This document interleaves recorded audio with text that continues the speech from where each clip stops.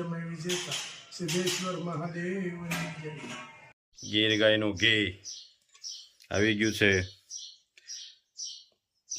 કિલોના પેકિંગમાં.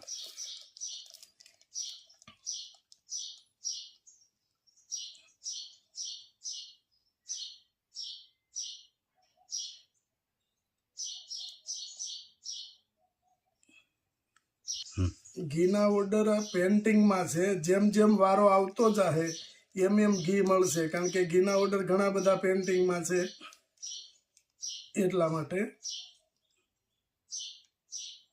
અને એકદમ કણીદાર સુપર.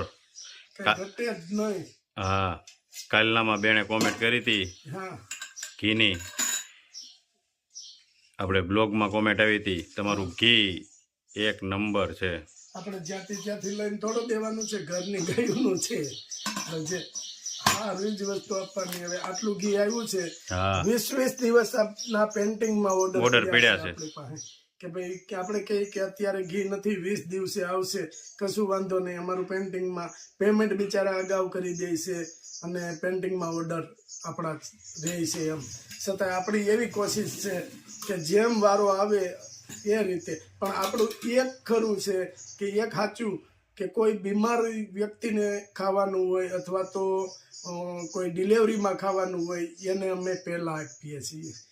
એટલે આ આપણે જે ઘેરે ખાવામાં હોય એને 5 દિવસ લેટ થાય, પણ પેલા બીમાર છે અને પ્રસૂતિવાળા છે એને તાત્કાલિક જરૂર હોય છે, એટલે એને આપણે પહેલા પહોંચાડીએ છીએ. અને જોઈ લો આટલું મસ્ત ઘી છે. આ જવાનું છે હવે મુંબઈ મસાલા નહીં હારે. હા, ઘણું બધું મસાલાના ઘણું બધા મસાલા છે, ઘી છે. હજી આપણી પાસે હવે આવતો વારો આવે છે એ મારે ખ્યાલ પ્રમાણે એક સાથે 4 કિલોનો ઓર્ડર છે. યુએસએ મોકલવાનું છે, એટલે એ પણ આપણે તૈયાર કરવું જોઈએ. આપણે ઘી બને ઓછું અને ઓર્ડર વધારે છે તો 20 દિવસ 25 દિવસ પેન્ટિંગ ચાલે છે. આપણે એ રીતનું. આપણે 6 ગાયું હત્યું અને 1 ગાય પાછી લાવ્યા આપણે, એટલે 7 ગાયું થયું. હજી ગાય વધારવાની અમારી ગણતરી છે તો જલ્દી બધા સુધી પહોંચી શકે. ઘી ના ઓર્ડર જે પેન્ટિંગ પીડ્યા છે ને એમાં જલ્દી બધાને મળી શકે. અમારી એવી કોશિશ છે. હજી અમારે 7 ગાયું થયું, હજી 3 ગાયુંની લેવાની ઈચ્છા છે કે 3 ગાયું મળી જાય તો આપણે. પણ જો 3 ગાયું મળી જાય ત્યાં પાછા ઓર્ડર એ વધતા જાય અને રોજ વધતા જાય છે ઓર્ડર. એટલે 3 ગાયું આવશે ત્યાં પાછા એટલા ઓર્ડર વધશે. એટલે ધીરે મને એવું લાગે છે ભગવાનની દયાથી કે આપણું એક સપનું હતું કે આપણી પાસે 50 થી 60 ગાયું હોવી જોઈએ, અને એ ભગવાન આપણું સપનું પૂરું કરશે. 2 કિલો ઘી, 2 કિલો ધાણા જીરું,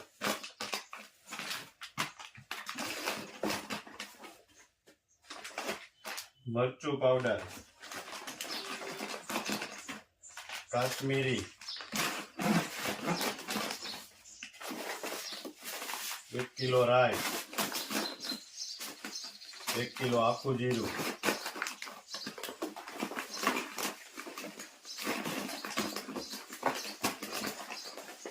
મેથીના કુરિયા, રાઈના કુરિયા અને આખી મેથી અને 1 કિલો હળદર.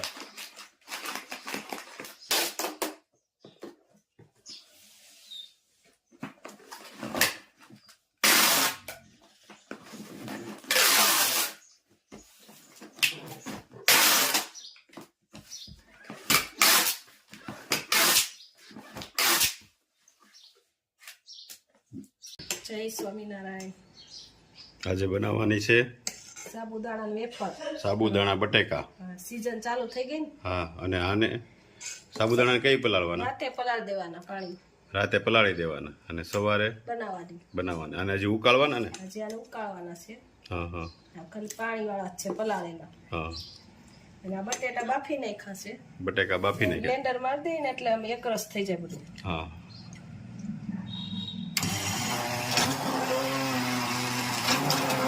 આખી સાબુદાણા બટાકાની વેફરની રેસીપી.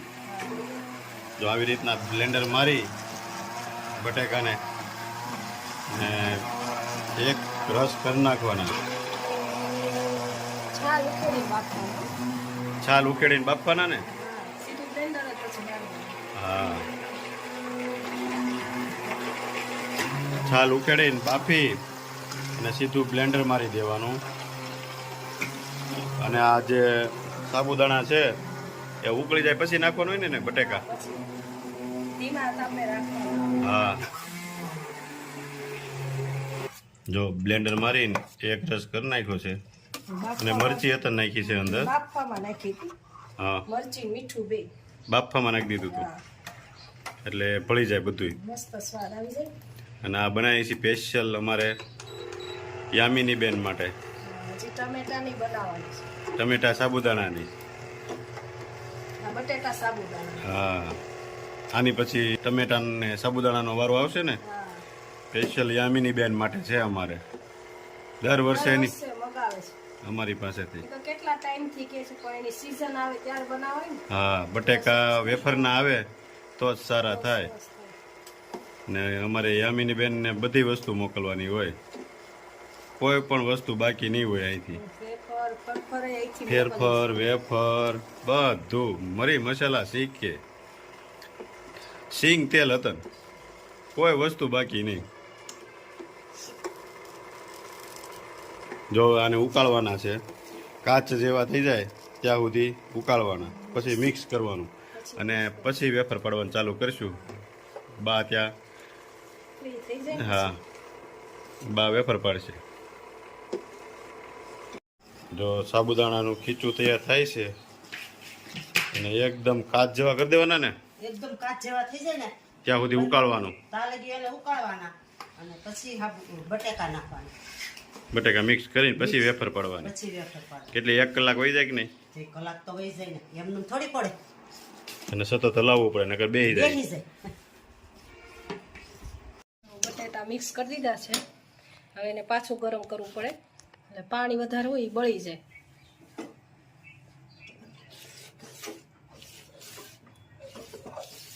બટેકા અને સાબુદાણા મિક્સ થઈ ગયા અને લીંબુ નાખી દેવાનું ને. હા, લીંબુ નાખવાનું ને મરી. હા, જેટલું સ્વાદ અનુસાર. હા, અને હવે જો એક રસ થઈ ગયું છે બધું કમ્પ્લેટ. હવે પછી એને વેફર પડવા જવાની ને ઉપર. હવે ઠરે ને પછી જવાનું. ઠરે પછી જવાનું. હા, ગરમ લાગે ને કોથળીમાં. હવે ઠરી જાય એટલે એને ગાંઠિયો પાડી નાખવાનો. હા, હા. તો વેફર પાડવાનું કામ ચાલુ થઈ ગયું છે.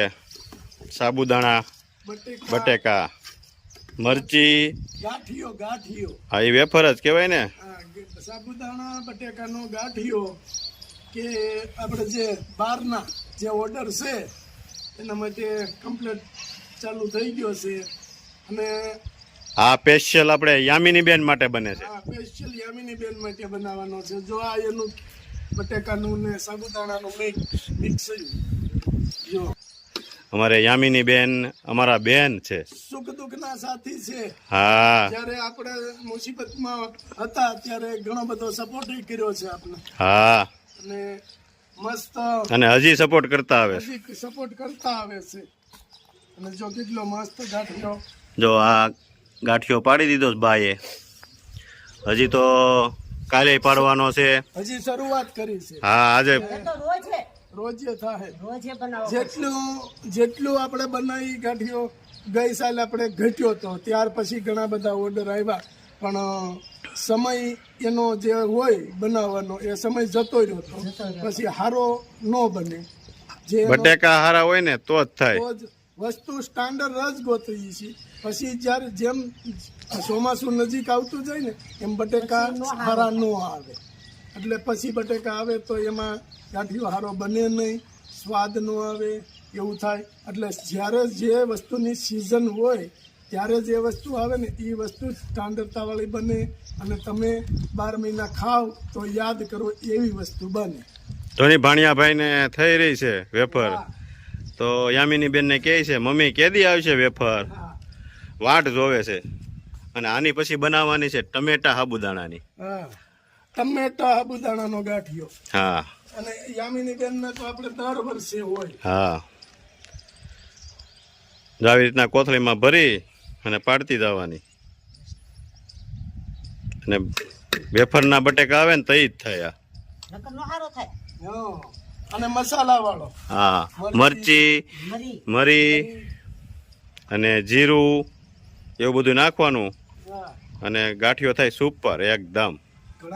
જો ગાંઠિયો બટેકાની વેફર, નહીતર આપણું આ ધાબુ એકદમ ચોખ્ખું છે, સારું છે, પોતું મારેલું કમ્પ્લેટ, છતાંય આપણે ડાયરેક્ટ ધાબા ઉપર નથી પાડતા, કારણ કે એની ઉપર આપણે હાલો ચાલો કરતા હોઈએ છીએ.